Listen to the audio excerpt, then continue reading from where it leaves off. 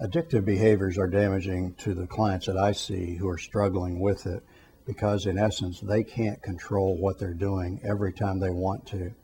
So what the addicted men that I treat say, the addicted women say, I really don't want to do these things, but when I really try hard not to do it, sometimes I do it even more. And the reason they can't say no is the brain has a mind of its own.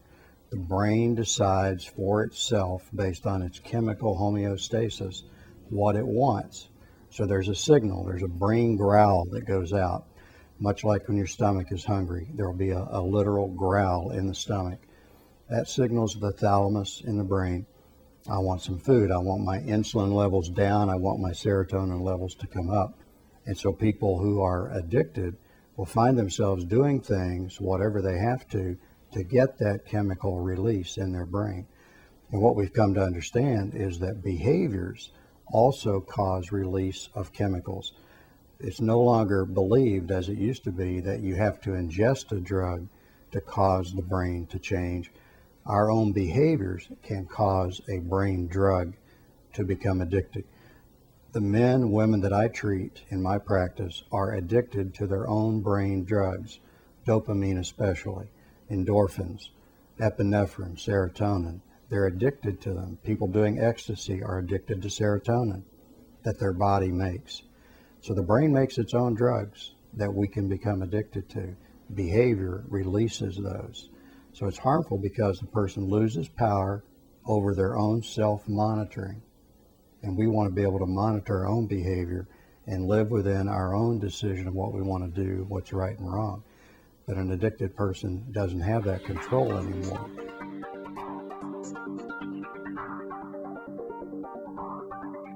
Everyone needs to know a few hard, cold facts about safely surfing the internet. First, there are no silver bullets and no foolproof defense systems.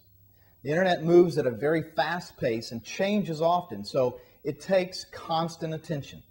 Technology is no substitute for adult supervision and involvement, so don't expect some software to give you a complete sense of security because it doesn't exist. The pornography industry is committed to exposing children to sexually explicit material.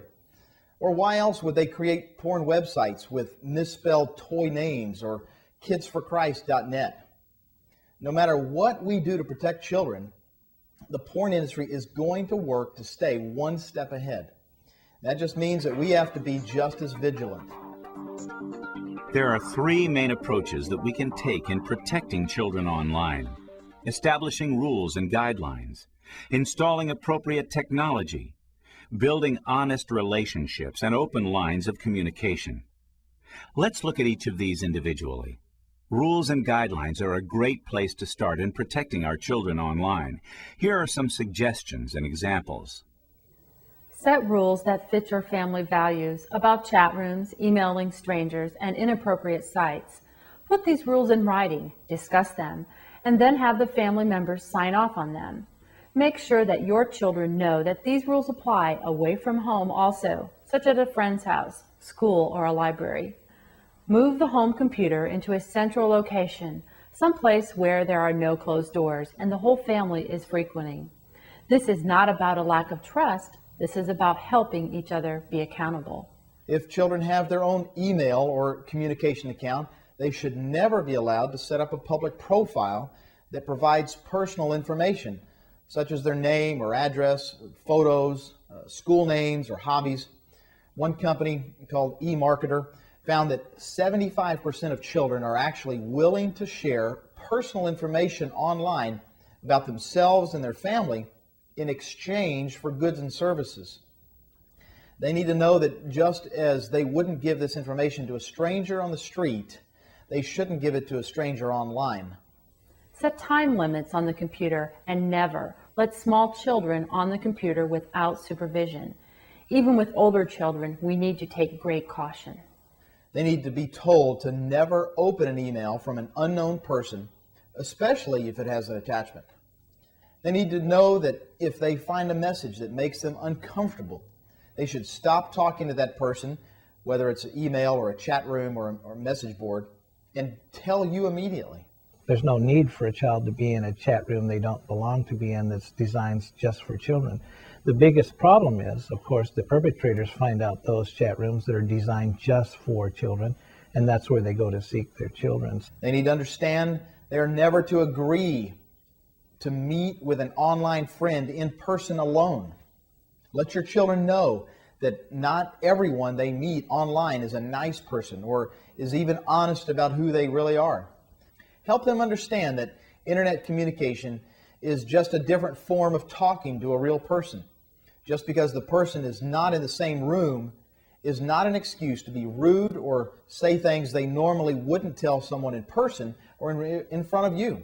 Another thing parents need to be aware of course, is if they're coming toward the computer and the child is scrambling to get off the monitor what was on the monitor so the parents don't see it.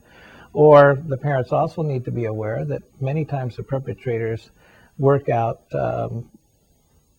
code with the child so that the parent could actually be there looking over the child's shoulder and the child's talking to a potentially dangerous person, but they're using code like parent in room or parent coming to the room, be careful what you say, or older brother, older sister in the room, or teacher, if it's at school, teacher in the room. And they have codes worked out for this where the adult supervisor or the parent may be standing right over the shoulder, but they don't know what these codes mean. Peer-to-peer programs, which are used for file swapping, most often of music, can be very problematic due to the fact that up to 97% of the total files available are either illegal, and that is they are in violation of copyright laws and are subject to criminal prosecution, or the files contain pornography. Another approach to protecting our children online is through technology. This approach brings some unique strengths that work well in conjunction with rules and guidelines. Parents and schools and libraries now have many options through technology that can fit anyone's needs and values. And these options can prevent access to harmful sites by using either specific words or site addresses, control activities such as making purchases or online communication or file swapping, establish time limits when someone is on the internet, block the sending of personal information such as a name or address or financial data, prevent computer viruses from harming your computer, set up a firewall to stop hackers from getting into your computer, block spam or junk email from ever reaching your computer. This is especially important because these often contain sexually explicit messages. It may sound like a lot, and that's because there is a lot to consider in keeping children safe online. The good news is that some companies have made it easy by bundling most all of these into one package, and that's probably what you need to look for in order to be adequately protected. The only one we recommend is Be Safe Online because they have made it so easy, and because the company is run by people who are committed to working to stay on top of every single new and emerging threat. And that goes a long way to providing an excellent product. Remember that many children are computer savvy, much more than their parents in most cases, and filtering will not stop a child who wants to access pornography. That is why we recommend an inexpensive accountability software program that will let you, the parent, know every email, every chat room talk, and website that's been visited, that it has occurred on your computer, and read it daily.